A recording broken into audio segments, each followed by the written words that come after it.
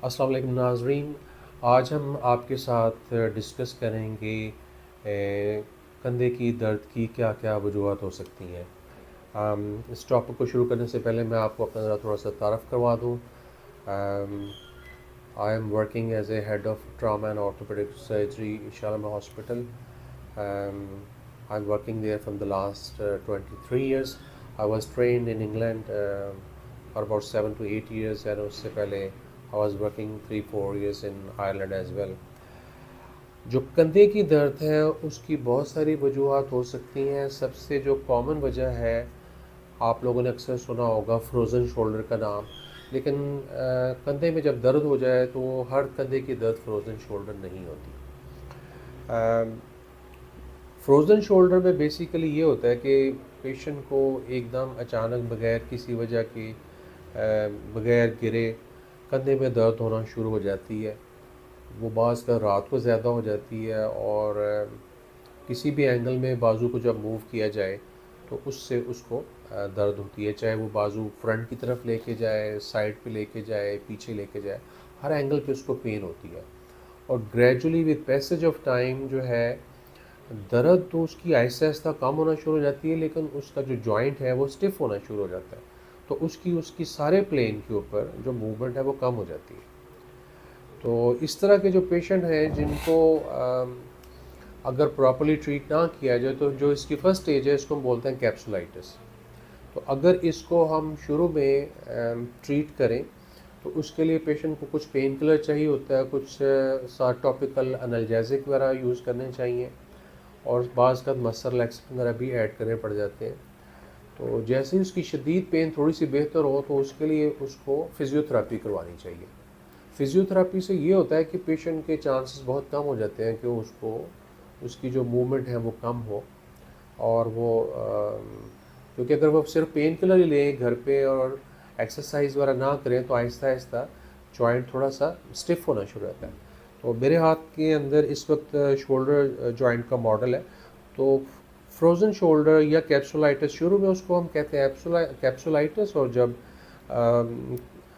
4-6 हफ्ते होना शुरू हो जाए, अगर पेशेंट ने एक्सरसाइज वगैरह नहीं की, तो जॉइंट जो होता है वो नॉर्मल होता है, लेकिन जॉइंट का जो कैप्सूल है वो थोड़ा सा अडेयर होना शुरू हो जाता है जॉइंट के साथ, तो उससे स्टिफनेस आना शुरू हो जाती है।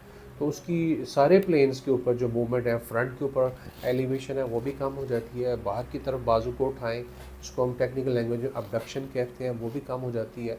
और हाथ को पीछे ले जाना, इंटरनल रोटेशन जो है, जिसमें बंदा अपनी कमर की सफाई नहीं कर सकता, टॉयलेट वगैरह यूज़ करने में प्रॉब्लम हो जाती है। तो वो जो स्टेज है जिसके अंदर मूवमेंट कम होना शुरू हो जाती है, वो फिर उसको हम लेबल करते हैं कि पेशेंट को फ्रोज़न शोल्डर होना शुरू हो गया।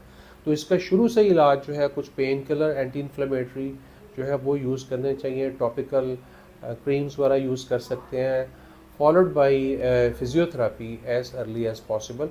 तो उसके अंदर यूजली पेशेंट की जो सिम्टम्स हैं वीक 2 वीक्स के अंदर बेहतर हो जाती है। तो अगर इसकी प्रॉपर ट्रीटमेंट नहीं होगी तो ऐसा ऐसा कंधा जब जाम होना शुरू हो जाएगा, फ्रोज़न शोल्डर हो जाएगा। उसके अंदर अगर पेशेंट का शोल्डर ये 90 डिग्री से ऊपर नहीं जा रहा, और साइड से अगर भी उठाएं और बाजू इस लेवल से ऊपर नहीं जा रहा, और उसको पाँव हाथ बाजू को जब अंदर मोड़ते हैं तो बिल्कुल सिर्फ उसका बाजू बटक तक ही जाए, तो ये पेशेंट जो है, और इसमें सर्जन भी उसको बाजू को उठा के मूव कर रहा है और पेशेंट से खुद भी नहीं उठाया जाता। इसको हम कहते हैं both active and passive movement जो है उसकी जब कम हो गई है, 90 डिग्री से कम है, तो उस सूरत में जो है, जो फ्रोज़न शोल्डर है उसका जो इलाज है उसमें हम मरीज़ को बेहोश करते हैं। बेहोश करके उसको मैनिपुलेशन करते हैं शोल्डर की, क्योंकि ये काफ़ी पेनफुल प्रोसीजर होता है। अगर अवेक किया जाए इसलिए पेशेंट को जनरल एनेस्थीसिया जाता है, और जनरल एनेस्थीसिया दे के उसकी मैनिपुलेशन करते हैं। बाजू को फ्रंट की साइड पे एलिवेट करते हैं, बाहर की तरफ एलिवेट करते हैं, अबडक्शन, फिर उसकी इंटरनल रोटेशन, एक्सटर्नल रोटेशन करते हैं।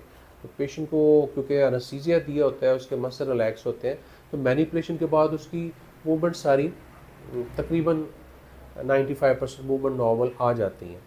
और at the end of manipulation हम जॉइंट के अंदर स्टीरॉयड इंजेक्ट करते हैं इंट्रा आर्टिकुलर, ताकि अंदर जो कैप्सुलाइटिस हुआ है तो वो इन्फ्लेमेशन भी सेटल हो जाए। सम टाइम इन मरीज़ों को जिनका हमने MUA मैनिपुलेशन अंडर एनेस्थीसिया किया होता है, उनको बाद में भी फिजियोथेरेपी की ज़रूरत होती है। तो ये सबसे कॉमन रीज़न जो है जॉइंट शोल्डर पेन की वो होती है, जिसको कैप्सुलाइटिस बोलते हैं, बाद में ये फ्रोज़न शोल्डर होता है। लेकिन डॉक्टर को दिखाना इसलिए ज़रूरी है कि अदर जो कॉजेज़ हैं इनमें से जो एक और कॉज़ है जिसको हम बोलते हैं सबक्रोमियल इम्पिंजमेंट। तो ये जो शोल्डर की हड्डी है जिसमें ये एक शोल्डर ब्लेड की हड्डी थोड़ी सी प्रोमिनेंट होती है, इसको अक्रोमियन बोलते हैं। और बाजू का जो हिस्सा शोल्डर बनाता है, ये बॉल सा जो होता है, इसमें ये होता है सब अक्रोमियल इम्पिंजमेंट में कि इन दोनों बोन्स के दरमियान एक मसल होता है। उस मसल के ऊपर सिर्फ सोजिश और इन्फ्लेमेशन होती है। वो जैसे मरीज़ अपना बाजू ऊपर उठाता है तो इस मसल को, वो जो मसल है वो स्क्वीज़ हो जाता है और उस एंगल में जाके इस पेशेंट को एकदम शदीद पेन होती है। लेकिन इसके अंदर रेंज ऑफ मूवमेंट उसकी पूरी होती है, फ्रंट पे भी बाजू उठा सकता है पूरा, और बाहर की तरफ भी उठा सकता है, पीछे भी ले जा सकता है, लेकिन इस एंगल के ऊपर उसको शदीद पेन होती है। तो ये जो सबक्रोमियल इम्पिंजमेंट होती है, इसके लिए यूजुअली हम स्टीरॉयड इंजेक्ट करते हैं, स्टीरॉयड विद लोकल एनेस्थेटिक। उससे ये चीज़ कंफर्म भी हो जाती है कि इसको यही प्रॉब्लम है। और अगर पेशेंट शुरू स्टेज में आए तो ये इंजेक्शन लगाने के बाद पेशेंट की फिजियोथेरेपी, साथ कुछ पेन किलर वगैरह दिए जाते हैं एंटी इन्फ्लेमेटरी, और उससे पेशेंट की सिम्टम सही हो जाती है। लेकिन बाज़ का ऐसे भी होता है कि ये वाला जो मसल जो है सबक्रोमियल इम्पिंजमेंट जो हुई है, इसमें एक जो मसल है सुप्रास्पाइनेटस, इसके अंदर बाज़ का एक कट सा आ जाता है। अगर वो कट आ जाए और ये जगह बहुत टाइट हो तो ये पेशेंट जो है फिजियोथेरेपी से और मेडिसिन से ठीक नहीं होते। उसके लिए फिर हमें एमआरआई स्कैन करवा के ये चीज़ कंफर्म करनी पड़ती है। और अगर ये जगह बहुत नैरो है तो इसके लिए फिर सर्जरी हम लोग करते हैं, जिसके लिए ये जो बोन थोड़ी सी मोटी होती है, थिक होती है, उसको एक तो पतला कर देते हैं अंडर सरफेस से, और साइड से इसका टिप ऑफ द बोन जो है थोड़ी सी हाफ सेंटीमीटर वो एक्सरसाइज कर देते हैं। उससे फिर बाजू ऊपर इजीली जा सकता है और वो पेन हमेशा के लिए फिर वो ख़त्म हो जाती है। एक तीसरी कॉमन जो वजह है, जैसे इस मसल के अंदर छोटा सा कट आ सकता है, जैसे सबक्रोमियल इम्पिंजमेंट हो तो वो मसल को रिपेयर कर देते हैं, तो वो जो टीयर है बाज़ का ज़्यादा हो जाता है, उसमें कहते हैं रोटेटर कफ जो है उसके अंदर टीयर आ गया। तो रोटेटर कफ जो है अगर वो बाज़ का गिरने से, झटका लगने से, वज़न उठाने से हैवी झटका लगे तो उससे मसल का कट आ सकता है। तो बेसिकली शोल्डर जॉइंट के ये जो बड़ा मसल है डेल्टॉइड, इसके नीचे 4 मसल्स होते हैं जिनको हम रोटेटर कफ बोलते हैं। तो उनमें से अगर ख़ास तौर पे एक में जो मसल ज़्यादा कॉमन जिसके अंदर टीयर आता है सुप्रास्पाइनेटस, तो उसकी सर्जरी करके उसको रिपेयर करते हैं, तो उससे भी फिर इसकी पेन पेशेंट के हमेशा के लिए ख़त्म हो जाती है। इसके अलावा पेशेंट को बाज़ का जॉइंट का आर्थराइटिस हो सकता है। शुरू की स्टेज में physiotherapy, pain killer, excessive movements को अवॉइड किया जाए। और जिन लोगों का आर्थराइटिस बहुत ज़्यादा हो जाता है उसके लिए हम फिर जॉइंट रिप्लेसमेंट करते हैं, just like knee replacement, hip replacement. Advance arthritis of the shoulder में उसके लिए भी हम शोल्डर जॉइंट जो है वो रिप्लेसमेंट करते हैं। और बेसिकली आपको बताने का मकसद ये है कि जब आपको शोल्डर पेन हो जाए, आप अपने जो जानने वाले हैं कोई, उनके थ्रू किसी रेफरेंस से किसी अच्छे डॉक्टर को चेक करवाएं।